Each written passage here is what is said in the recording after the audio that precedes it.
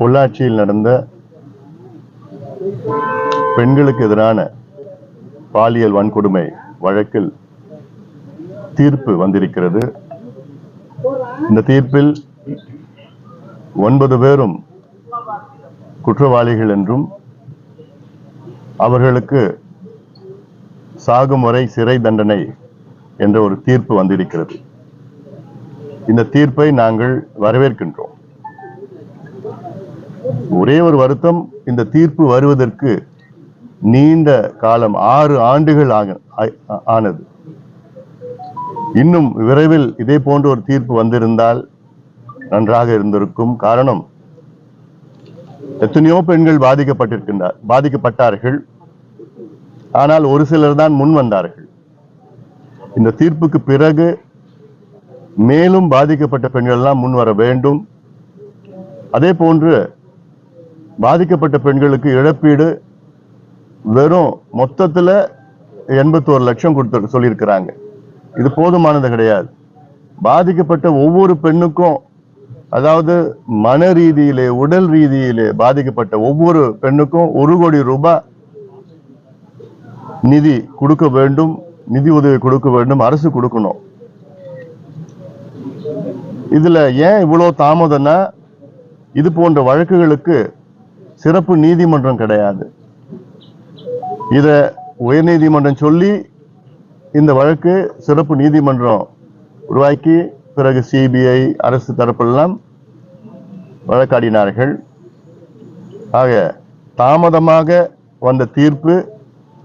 ஆனாலும் இந்த தீர்ப்பை முழுமையாக நாங்கள் வரவேற்கின்றோம்.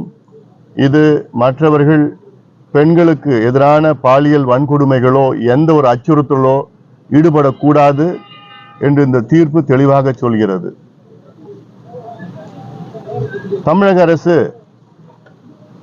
இன்னும் கடுமையான சட்டங்களை பெண்களை பாதிக்கின்ற, அதாவது பெண்களுக்கு பாதுகாப்பான கடுமையான சட்டங்களை கொண்டு வர வேண்டும். என்று தமிழ்நாட்டிலே பெண்கள் தைரியமாக வெளியிலே செல்ல முடியாத ஒரு சூழல் இருக்கிறது. இதற்கு முழு காரணம் தமிழ்நாட்டிலே மது கலாச்சாரமும் போதை கலாச்சாரமும். போதை என்றால் நான் சொல்வது கஞ்சா, அபின், காக்கேன், ஹெரோயின். இப்போ இருக்கிற சூழல்ல மதுவோட அதிகமா இப்போ இருக்கின்ற இளைஞர்கள் போதையில் பொருட்களில் ஈடுபட்டு கொண்டிருக்கின்றார்கள். ஆளுங்கட்சிக்கு தெரியும், முதலமைச்சருக்கு தெரியும், அதிகாரிகளுக்கு தெரியும், காவல்துறைக்கு தெரியும். ஆனாலும் எந்த நடவடிக்கை எடுப்பது போல தெரியல எங்களுக்கு.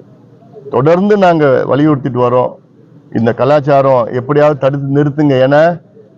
கடந்த 50 ஆண்டு காலமாக தமிழ்நாட்டிலே மது கலாச்சாரத்தை மீண்டும் கொண்டு வந்தது இந்த ஆளும் கட்சியும் இந்த திராவிட கட்சிகள் தான்.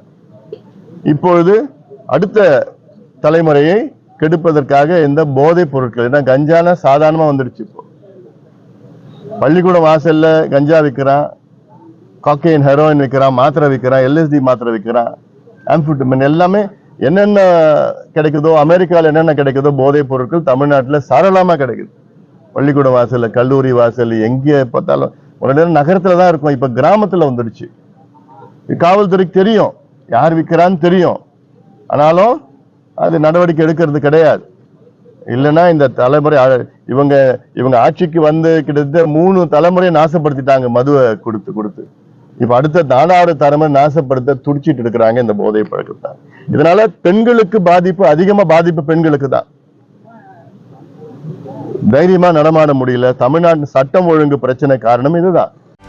செய்திகளை உடனுக்குடனும் துல்லியமாகவும் தெரிந்து கொள்ள சப்ஸ்கிரைப் பண்ணுங்க.